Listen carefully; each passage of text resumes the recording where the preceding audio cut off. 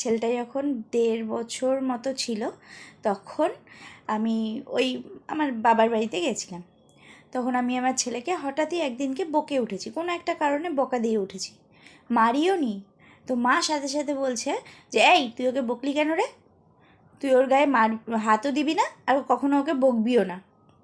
হ্যাঁ একটু আধটু বকতে পারিস কিন্তু হাত কখনো দিবি না। তো আমি বললাম যে কেন, তুমি না আমাকে ছোটোবেলায় এত কেলান কেলিয়েছো যে মানে কি বলবো, সবাই সাক্ষী আছে, মা বাড়ি এই বাড়ি সবাই সাক্ষী আছে যে তুমি আমাকে কী কেলানটাই না কেলিয়েছো। বলে কি আমি আমি তো কখন পিটিয়েছি, আমি তো কখনো পিটাইনি। আমি অবাক চোখে উনার দিকে তাকিয়ে রয়েছি যে হ্যাঁ, আমাকে পিটিয়ে পিটিয়ে মানে পুরো পাটপাট করে দিয়েছে। সেই কিনা এখন বলছে যে আমার নাতির গায়ে একদম হাত তুলবি না, ওকে বকবি না। ভাবুন, এটাই হয়তো হয় দিদার ভালোবাসা, কি আর বলবো।